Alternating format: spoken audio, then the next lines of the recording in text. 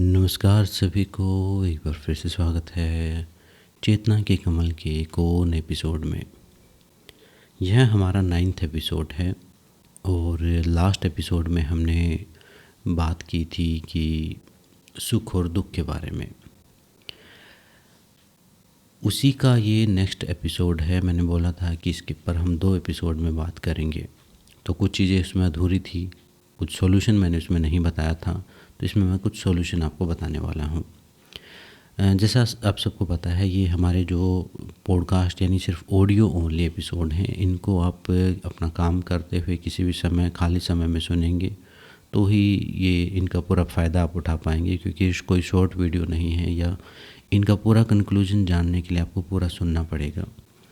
तो इसलिए लास्ट तक सुने, और एक बार में ना सुन पाएँ, 2 बार में, 3 बार में करके आप सुने, लेकिन पूरा कॉन्सेप्ट आप तक मैं पहुंचाने की कोशिश करता हूं ऑडियो फॉर्म में, ताकि आपको अलग से टाइम ना निकालना पड़े, काम करते करते ये चीज़ को सुन लें आप। तो लास्ट वीडियो में हमने सुख दुख के दो प्रकार जाने थे, और एक सुख वो था कि जो थोड़ा सा हमें मिलता है अचानक से, छोटे छोटे सुख जो हम जीवन में ढूंढते रहते हैं, जिनको हम स्पार्क बोलते हैं, या वो क्षणिक सुख जिसको हम बोल सकते हैं।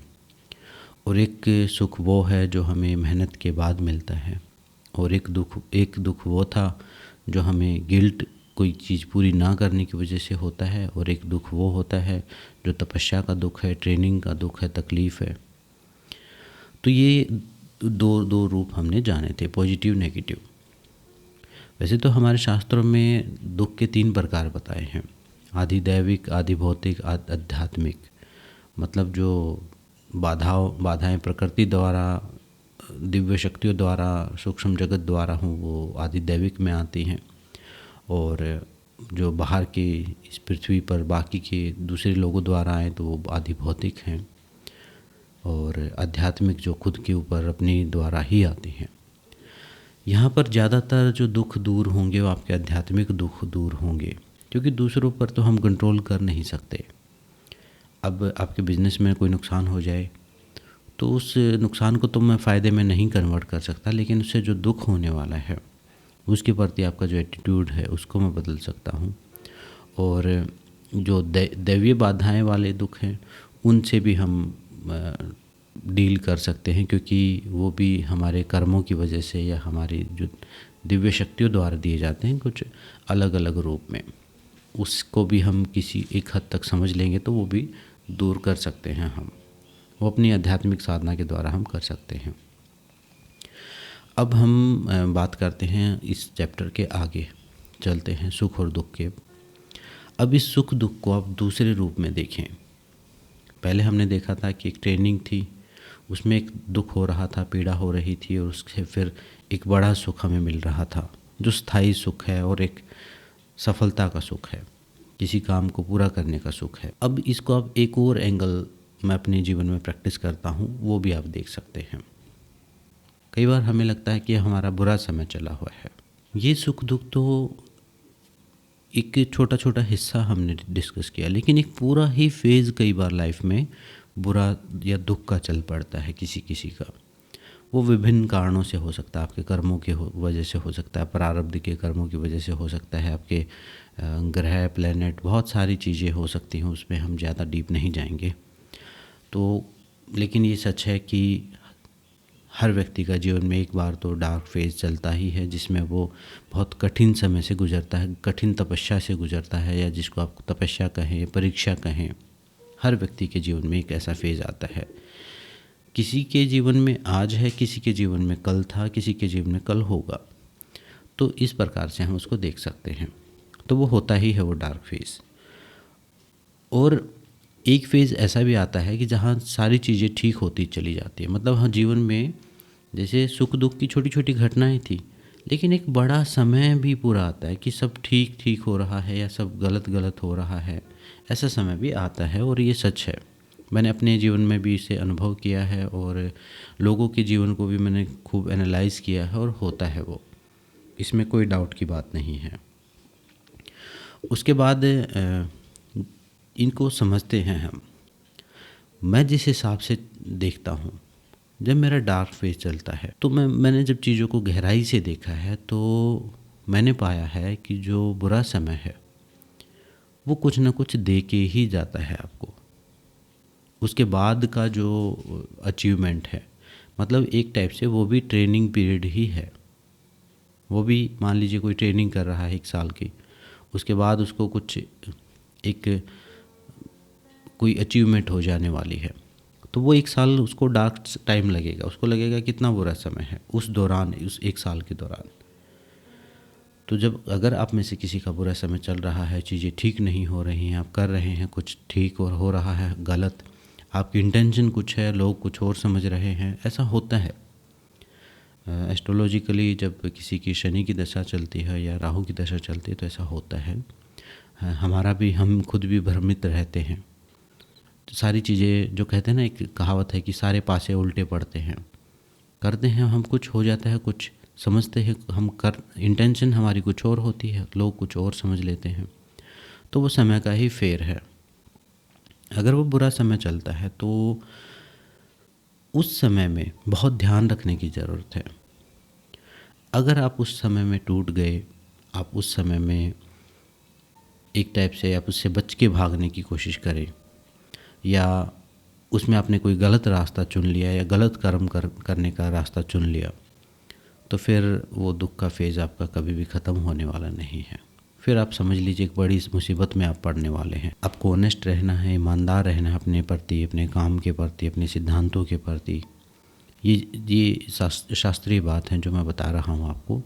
ये आपको उस डार्क फेज़ में आपको भगवान पर विश्वास रखना है।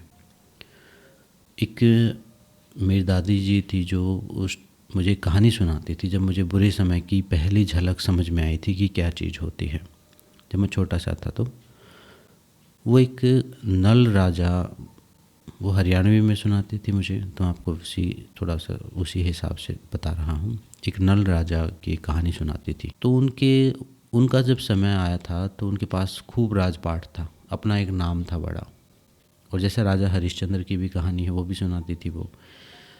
तो जब बुरा समय आया था तो नल राजा ने अपने परिवार के साथ बिल्कुल एक कपड़े में अपना पूरा राजपाट छोड़ दिया था और किसी जंगल में भूखे मरते हुए तीतर का शिकार किया था कि कम से कम मरे ना।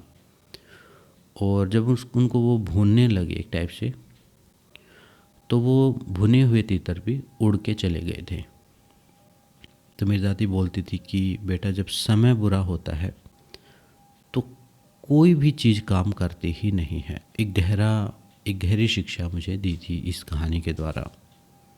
और फिर उस बहुत बड़ी कहानी थी, लास्ट में यही होता है कि जब वो अपने धर्म पर डटे रहते हैं, रुके रहते हैं, तो आखिर में उनको पूरा राजपाट मिलता है और पहले से भी ज़्यादा बड़े वो एक राज्य के सम्राट होते हैं। ऐसे ही राजा हरिश्चंद्र के जीवन में हुआ था। जब बुरा समय आया था तो उन्हें उनके पास अपने बेटे को कफन देने के लिए भी, उसका दाह संस्कार करने के लिए भी, मतलब अपनी पत्नी से उसने पैसे मांग लिए थे। तो ये कहानियाँ जो हैं ये हमें शिक्षा देती हैं कि उस दौरान हमें अपने धर्म पर रुके रहना, अपनी सच्चाई पर जो हम हैं। और सच्चाई का मतलब ये नहीं है कि आप दुनिया भर के, बुरा समय आ गया तो जुट जाओ पूजा पाठ में दुनिया भर के, नहीं। ये सच्चाई, ये आप करेंगे तो अलग, इनका अलग महत्व है।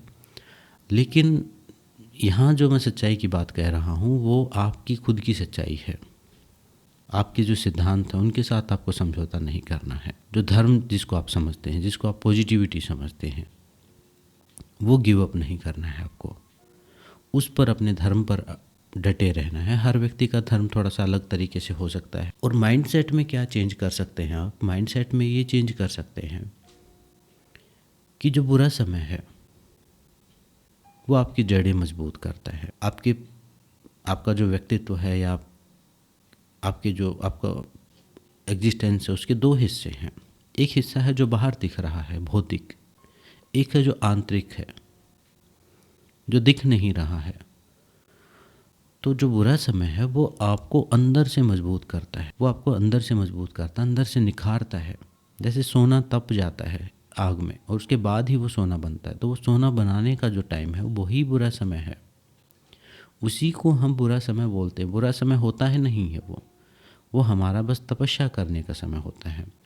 हमें उसमें वो चीज़ें छोड़नी होती हैं जो ज़रूरी नहीं है। अच्छे समय में हमारी टहनियाँ मजबूत होती हैं। जब चीज़ें ठीक हो रही हैं तो मतलब हमने जो बुरे समय में जो तपस्या की थी उसका अब फल मिल रहा है। उस समय में हमारी टहनियाँ मजबूत हो रही हैं, बाहर भौतिक सुख हमें प्राप्त हो रहे हैं, तो वो लोगों को भी दिख रहे हैं, हमें भी दिख रहे हैं, और हमें वो सुख जैसे प्रतीत हो रहे हैं। और जो बुरा समय है वो आप लोग भी आपको यकीन दिला देते हैं कि आपका बुरा समय है, और आप खुद भी यकीन कर लेते हैं, क्योंकि आप कंपेयर करते हैं दूसरों से। अगर आप अपने अंदर झांक के देखें और अपने अंदर आप खुद से सवाल पूछें तो आपको कहीं ना कहीं आपको समझ में आ जाएगा कि ये बुरा समय ना हो, कि एक मेंटल ट्रेनिंग ही चली हुई है और कुछ भी नहीं है। यूनिवर्स उसमें कुछ आपको लेसन्स, कुछ चैप्टर आपको सिखाता है, और वो जब तक आप सीखते चले जाते हैं वो और सिखाता रहता है, और जब आप नहीं सीखते हैं तो उसी चैप्टर को बार बार रिपीट करता रहता है। ये एक इंटेलिजेंट सिस्टम है। ऐसा नहीं कि कोई ऊपर बैठा बटन दबा रहा है आपके अंदर एक प्रोसेसर फिट कर दिया है सोल का। वो अपने कर्म संस्कारों को खुद भोगता रहता है, चलता रहता है प्रोसेस।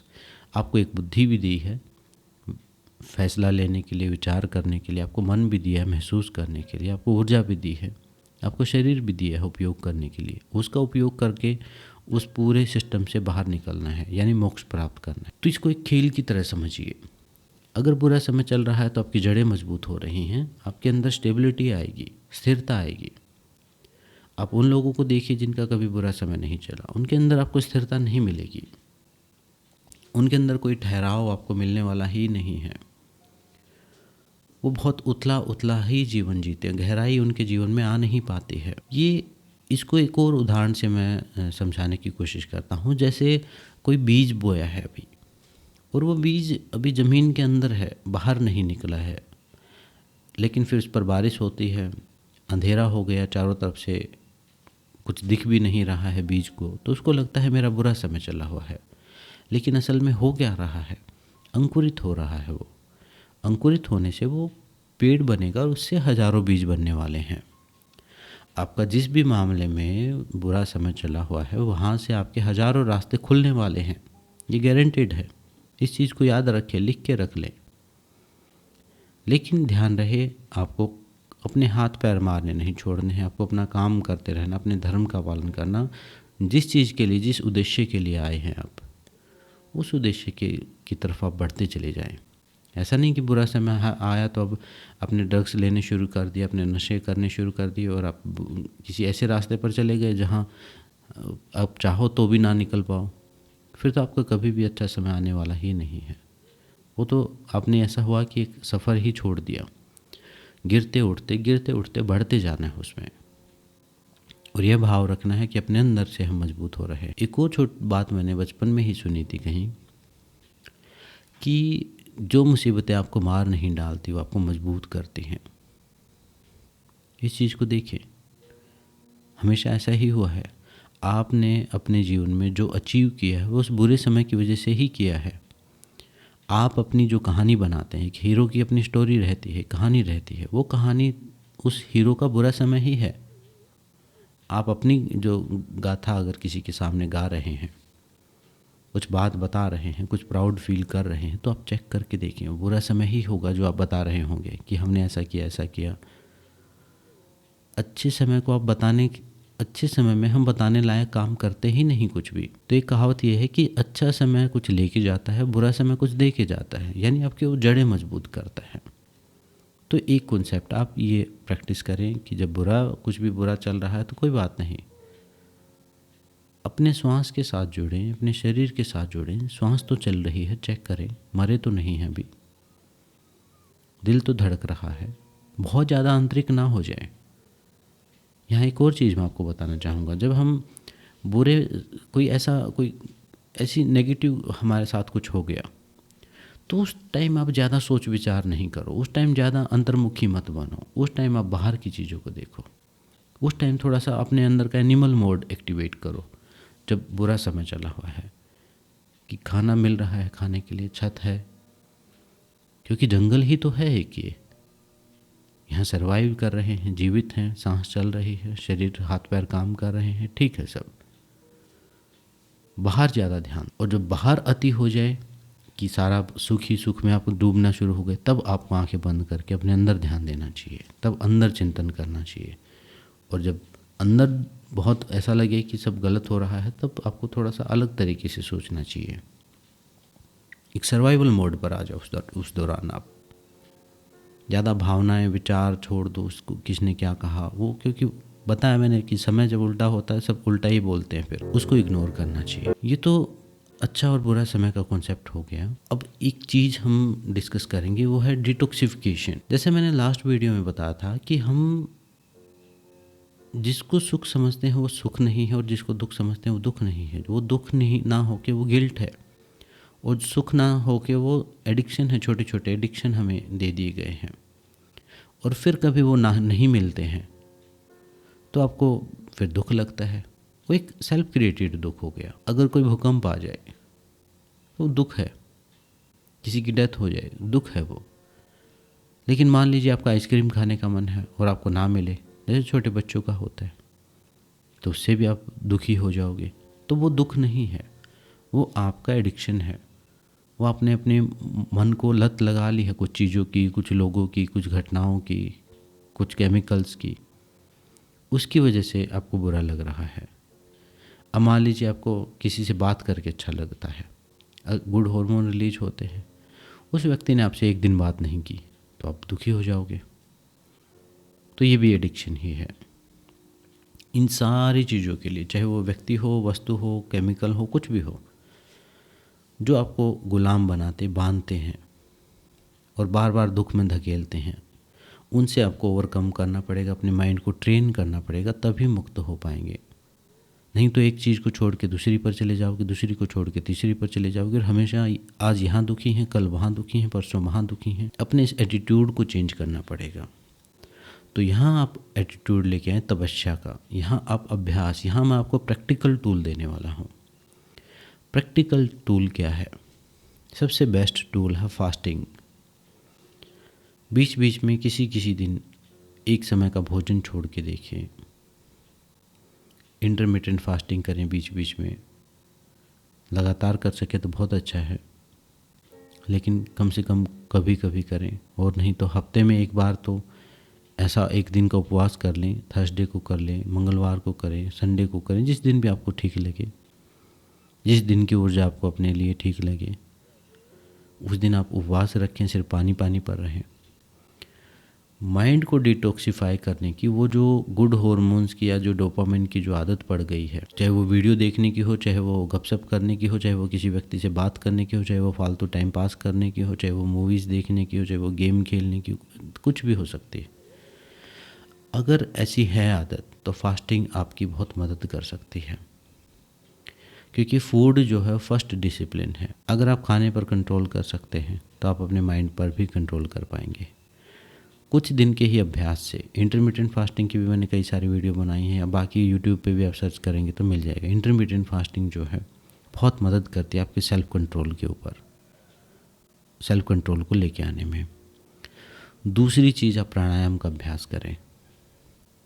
जब आप श्वास को रोकते हैं तो आप सिर्फ श्वास को ही नहीं रोक रहे होते, आप अपने मन को भी रोक रहे होते हैं। आपको मैं भी बोलूँ, आप श्वास को एज इट इज रोक के कुछ सोचने की कोशिश करो, नहीं सोच पाओगे आप। चले बातें चलम चितम, जब तक वात यानी वायु चल रही है नाक में, तब तक ही चित्त चल रहा है, तब तक ही मन की चंचलता है।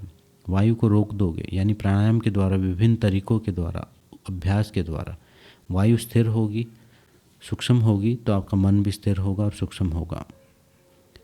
दूसरा पहला टूल है फास्टिंग, सबसे बेस्ट है, क्योंकि आज के दिन हर कोई ज़्यादा खाना खा रहा है, तो वज़न भी सही रहेगा, बीमारियां भी ठीक रहेंगी। और दूसरा टूल है प्राणायाम। अगर आप सिर्फ प्राणायाम करते रहे, भोजन पर आपने नियंत्रण नहीं किया, तो उसका पूरा फ़ायदा आपको नहीं मिल पाएगा। इसलिए मैंने पहला डिसिप्लिन भोजन कहा है, दूसरा प्राणायाम किया है, कहा है। जब आपकी डीप ब्रीदिंग चलनी शुरू हो जाएगी, जब आपका पेट से श्वास चलना शुरू हो जाएगा, अब योगिक ब्रीदिंग हो जाएगी, ब्रीदिंग पैटर्न आपका फिक्स हो जाएगा, तो आप देखेंगे कि आपका मूड अपने आप ही एकदम ठीक रहना शुरू हो गया। आपको दुखी करना मुश्किल काम हो गया है। मैंने जो योग शुरू किया अपने जीवन में, इस पहला परिवर्तन यही पाया था। जो मैं पहले चिड़चिड़ करता रहता था, वही ईर्ष्या द्वेष सबसे कंपटीशन वही सब चलता रहता था मेरे माइंड में भी, अपनी विजुलाइजेशन में ही। लेकिन योग के अभ्यास से सब खत्म हो गया। और किसी ने कुछ ज्ञान की बात बताई तब मुझे समझ में नहीं आई थी, लेकिन योग करने से, प्राणायाम, खासकर प्राणायाम का अभ्यास करने से वो सारी चीज़ें अपने आप ही ख़त्म हो गई, यानी माइंड डिटॉक्सिफाई हो गया। तो ये 2 चीज़ें आपकी पूरी मदद करेंगी। तीसरी चीज़ आप कर सकते हैं, एक्सरसाइज कर सकते हैं। फिजिकल एक्सरसाइज जब आप करते हैं तो उससे गुड हार्मोन रिलीज होते हैं, मतलब एक अच्छा नशा आप अपने माइंड को दे रहे हैं मेहनत का, तो वो करना शुरू करें। लेकिन कई बार हम इतनी गहरी अवस्था में, इतने गहरे डिप्रेशन में होते हैं, एक्सरसाइज करना हमारे लिए पॉसिबल नहीं होता। उस टाइम आप लाइट एक्सरसाइज करें, योगासन करें, अच्छी पुस्तकों का अध्ययन करें। 4th टूल है स्वाध्याय। पहला टूल है भोजन नियंत्रण, दूसरा टूल है प्राणायाम, तीसरा टूल एक्सरसाइज या योगासन का अभ्यास, चौथा टूल है अच्छी पुस्तकों का अध्ययन। स्वाध्याय करें, मोटिवेशन वाली, सेल्फ इम्प्रूवमेंट वाली किताबें पढ़ें। उसके अलावा भी और कई सारी चीज़ें कर सकते हैं। प्रकृति के साथ आप समय व्यतीत कर सकते हैं। और सबसे बेस्ट, कुछ ऐसे काम करें जो आपकी माइंड को ट्रेन करते हैं, रीट्रेन करते हैं, रीवायर करते हैं, जो आपको डिफ़िकल्ट लगते हैं, जिनसे आप बचने की कोशिश करते हैं, वही सारे काम करें। किताब पढ़ना हो सकता है, एक्सरसाइज करना हो सकता है, कोई और डिसिप्लिन फॉलो करना हो सकता है, सुबह जल्दी उठने का निर्णय हो सकता है। ऐसे धीरे धीरे आप अभ्यास करेंगे और कम से कम 1 महीना अपने ऊपर काम करेंगे। 1 महीने का समय याद रखो। एडिक्शन छूटने में एक बुक है पावर ऑफ हैबिट, वो पढ़ लेना। एक एटॉमिक हैबिट, वो पढ़ सकते हैं। आदत को समझना है तो 1 महीने का समय लगेगा आपको रीसेट होने में, रीवायर होने में। पहले तो विड्रॉल इफ़ेक्ट होंगे, आपको एकदम नरक जैसा जीवन लगेगा, अच्छा लगेगा ही नहीं, डिप्रेशन होगा। अगर मान लीजिए आपको मीठा खाने की आदत है, नहीं खाया तो दिक्कत होगी। चाय पीने की आदत है, नहीं पी तो दिक्कत होगी। हर रोज़ बाहर खाने की आदत है, किसी दिन घर का खाना खाओगे फीका लगेगा, क्योंकि उसमें ज़्यादा सॉल्ट, ज़्यादा शुगर है। वो उनको चाहिए। हर सारी पैक्ड वाली जितनी भी चीज़ें हैं उनमें सब में ज़्यादा केमिकल डाले जाते हैं। उनको पता है कि तभी आप दोबारा से खाओगे। उनको खाने के बाद आपको घर का खाना अच्छा नहीं लगेगा, फिर आप बार बार वही खरीद के खाओगे। तो ऐसा डिसिप्लिन फॉलो करें जो आपको डिस्कम्फर्ट दे, थोड़ा अनकम्फर्टेबल करे, एक ट्रेनिंग वाला एटीट्यूड में रहें। रिमाइंडर लगाएं, अपनी इन्वायरमेंट को आसपास से चेंज करें। जैसा आपको जीवन चाहिए वैसी चीज़ें विजुलाइज करें, वैसे लोगों के सर्कल बनाएं, वैसी किताबें पढ़ें, वैसी ही कोई कोचिंग, ट्रेनिंग, क्लासेस ज्वाइन करें। और सबसे ज़रूरी है डिटॉक्सिफाई करने के लिए फास्टिंग सबसे बेस्ट मेथड है। खूब सारा पानी, क्योंकि केमिकल ही होते हैं कहीं ना कहीं। खूब सारा पानी पीना और फास्टिंग कर। और यही कारण है, अब एक और चीज़ मैं जोड़ देता हूँ, पुण्य और पाप। हमारे धर्मों में जो कठिन कठिन काम है उनको पुण्य कहा है, और जो आसान है उनको पाप कहा है। पाप कर्म क्यों कहा है? क्या किसी भगवान को पसंद नहीं है वो? ऐसा नहीं है। कोई इस प्रकार से हिसाब किताब नहीं रख रहा हमारा जैसे हम सोचते हैं। वो पाप पाप क्यों है और पुण्य पुण्य क्यों है, इस चीज़ को समझो। जहाँ पुण्य कहा वहाँ त्याग की भावना है, वहाँ ट्रेनिंग की भावना है, वहाँ खुद को कुछ सिखा रहे हो, कुछ खोना सिखा रहे हो, कुछ छोड़ना सिखा रहे हो, छोटे छोटे संकल्प ले रहे हो, अपने आपको मजबूत कर रहे हो, खुद से खुद की तरफ बढ़ने की तरफ कदम बढ़ा रहे हो। वो ट्रेनिंग आपको अपनी तरफ लेके जा रही, तो वो पुण्य है।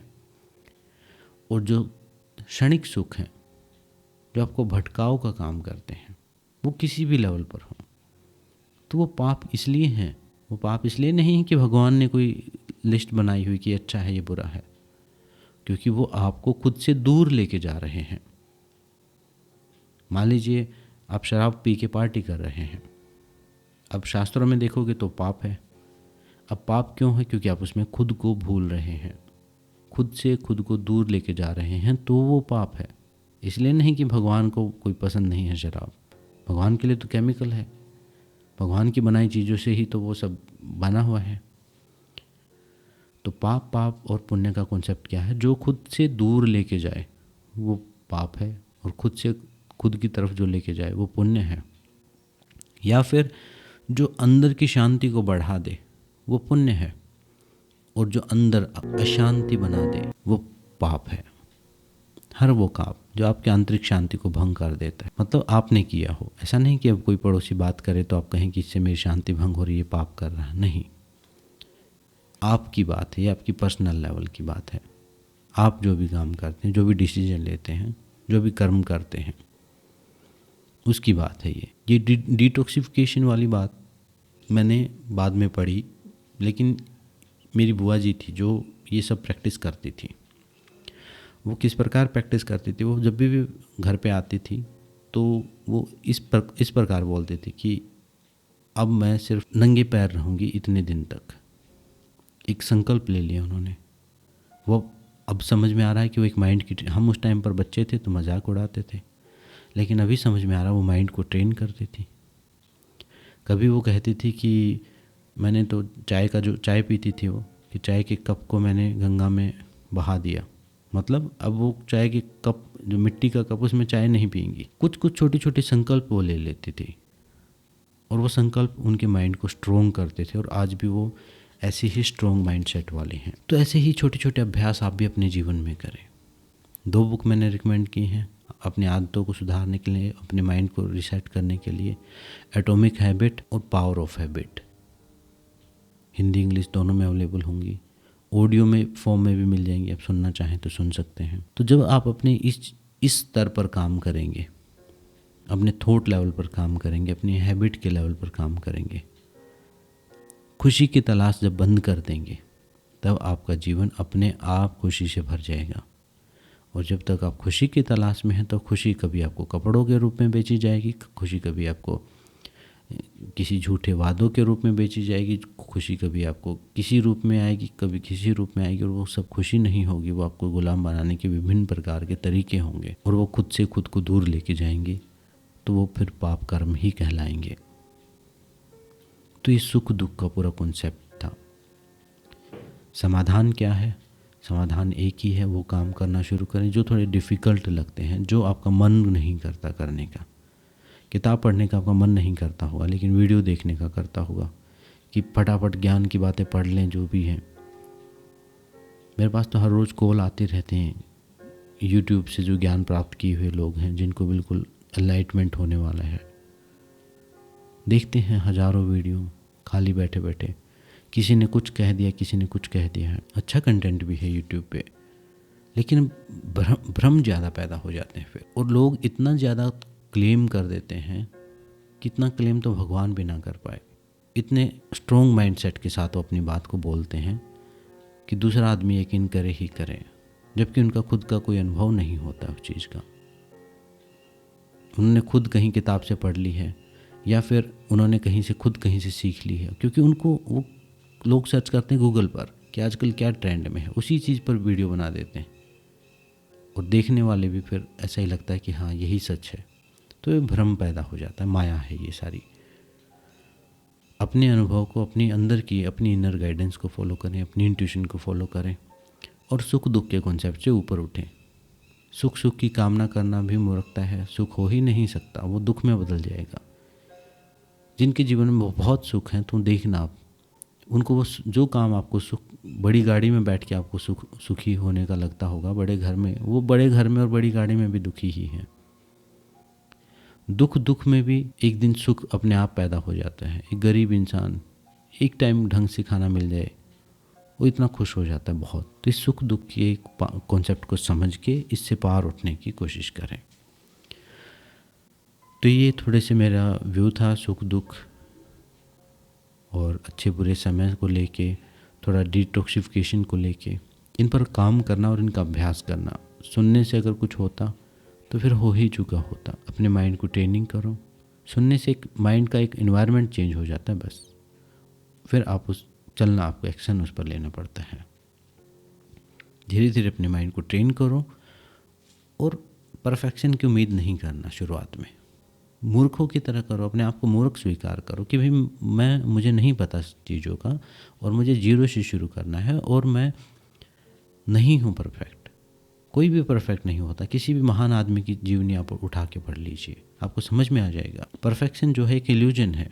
हर व्यक्ति सीखता रहता है सारी उम्र, और अपनी जीवन में आ रहे सारे दुखों का सारे की जिम्मेदारियां अपने कंधों पर लेके, उनको स्वीकार करके, अपनी गलतियों की माफ़ी मांग के एक नए तरीके से जीवन को जीना शुरू करें।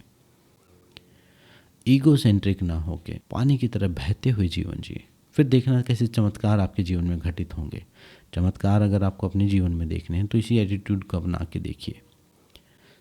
जैसे ही यूनिवर्स को समझ में आ जाएगा कि इसको समझ में आ चुका है सुख और दुख का कॉन्सेप्ट, आपके जीवन से अपने आप ही मिट जाने वाले, क्योंकि वो लेसन आपने सीख लिया। अब आपके पास कोई करने के लिए बहुत कुछ होगा शिकायतों के अलावा। वो जब तक नहीं समझेंगे, बार बार चोट पड़ेगी, बार बार वही। यूनिवर्स को एक गुरु की तरह है परमात्मा। जैसे कबीर दास का एक दोहा है ना कि बाहर से चोट अंदर से ओट। अंदर से थोड़ा सपोर्ट भी मिलती है आपको और बाहर से चोट भी मिलती है, और तब तक मिलेगी जब तक आप सीख नहीं जाए। तो आज की इस एपिसोड में इतना ही। कोई भी डाउट क्वेश्चन हो तो कमेंट में शेयर करें, और इस वीडियो को दूसरों के साथ शेयर करें ताकि दूसरों के जीवन में भी थोड़ी समझ पैदा हो। कोई अगर ऐसे टाइम से गुजर रहा है तो उनकी भी हेल्प हो। तो मेरी बातों को ध्यान से सुनने के लिए सबका धन्यवाद। सबको नमस्ते। ओम शांति शांति शांति।